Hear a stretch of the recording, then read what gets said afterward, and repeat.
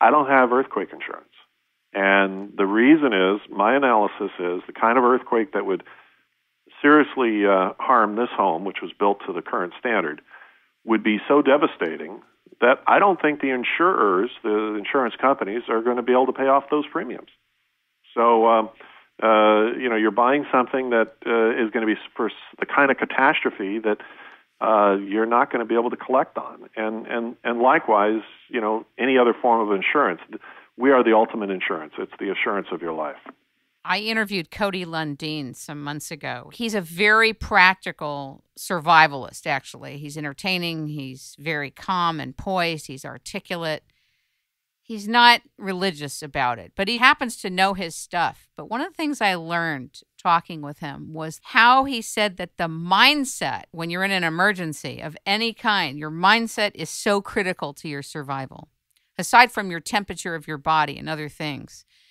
So I think there's probably going to be a combination where people are going to have to learn, A, how they need to deal with emergencies on a mental level, B, how to take care of their body temperature, and then C, where to go for shelter, and they all need to happen. Let me respond to that with, there's people that have good instincts and know how to handle crisis on the moment on their own.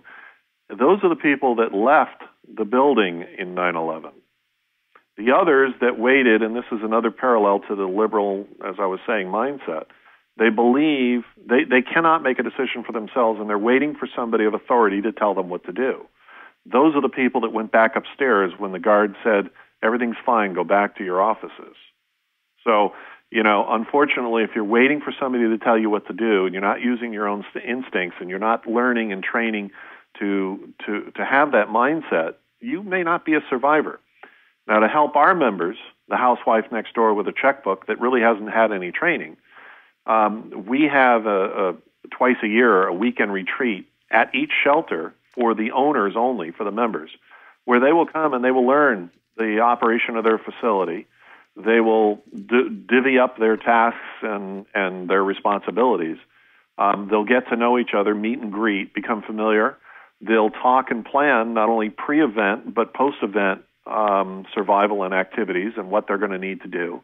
They'll learn every aspect of security. They'll learn aspects of getting there, the various routes, the various type of vehicles. We encourage our members to buy an off-road motorcycle that can ride on the highway as well as off-road. Kawasaki, for example, makes a great one that the military uses and the police. And it can go 300-400 miles on a tank. And you would need that for the mass exodus out of Southern California, for example, or really any city. It'll allow you to weave through traffic and or to go off-road as and when necessary. But we're even going beyond that, if I can, on that note, mention we're putting together a fleet of aircraft, private aircraft, jet owners. These are the Learjets and the G1, 2, 3, 4, and 5s out there, Citations and so on, that are contracted to ferry our people in from remote rendezvous points to the designated shelter. And they're really nothing more than agreements that we're creating with pilots that they are willing to say yes and be on a standby basis. We don't pay them anything, nor do our members pay anything. But in exchange for delivering a minimum of 8 of our members, which means a plane load, to their facility, the pilot is provided access to the facility free of charge. So, in other words, he doesn't have to pay $50,000 in advance. He doesn't have to actually pay out anything or do anything until the moment of truth. At which point, I'm sure I don't know too many people with means and access that could get there that won't want to get there and won't want to get in. I think that's great. You've really thought this through. Really. Thank you. It's so clever, and yet it's so pragmatic. What does it mean? It means that given the opportunity, of course, there's acts of God, force majeure, as you may know in contract. Of course.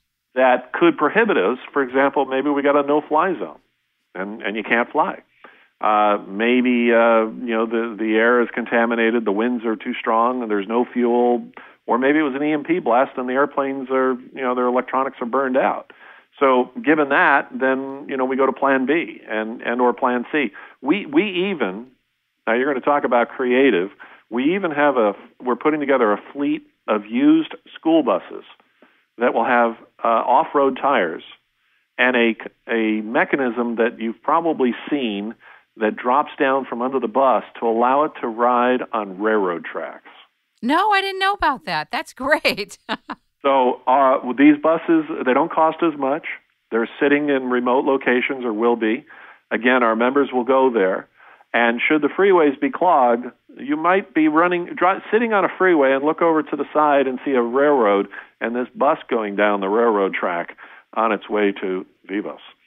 So it's clever. We're doing all sorts of things. We're also buying some armored personnel carriers from Russia, from the ex-Soviet Union. We can pick them up pretty cheap, fully refurbished.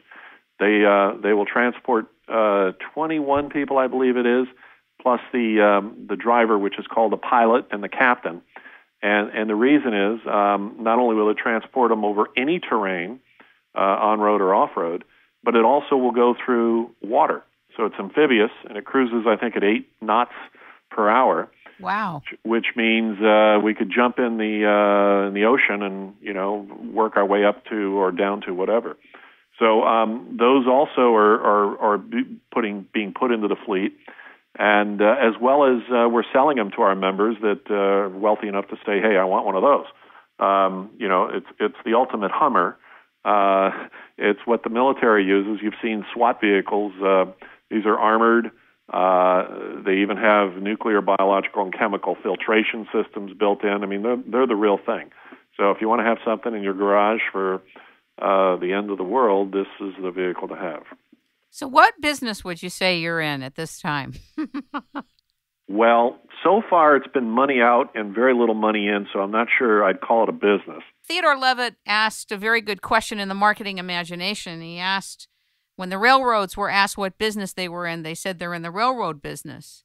But had they perceived themselves to be in the transportation business, they would have been ready and prepared for new opportunities in transportation. So in the context of that, I was just wondering what business you think you're in. Well, I think I'm in the survival business. Okay. I'm providing a means of survival to as many thousands of people that choose to be survivors. In other words, the chosen few are not the biblical, chosen by God, but chosen by themselves. You just literally sit down and choose. Do you want to buy that new BMW this year, or get a swimming pool in your backyard, or do you want a 21-foot speedboat, which costs about $50,000, or do you want to buy a true, something of great value, but which, by the way, is equitable. So, and it is real estate. It will go up in value, hopefully, in time. So, if you don't use it in 25 years and you decide to either give it away or sell it or hand it to your heirs or whatever, that value should go up. So it may be a good investment. Let's just put it this way: if we had 3 months' notice, that $50,000 share will become what's the term one of those credit card companies uses? Priceless. So you won't be able to buy it. In other words. So what business am I in? I don't know. Okay. Abstractly, I'm in the real estate development business, but from a cause and a mission, I think I'm in the biblical, survival business. Interesting. What does Vivos mean? To live. Is it Latin? It's Latin. It means to live. Terra is earth, so it's earth to live. And believe it or not, I've always been good with names, and I was sitting in trademarks, and I was sitting in a coffee shop, and said I need to come up with a name for this thing. And for whatever reason, within 15 minutes, I processed a number of words. And even what's the name of one of those teas? Tazo tea. I was thinking of calling it Tazo, and which happens to be a place in Mongolia, an actual town in Mongolia, but that didn't quite fit.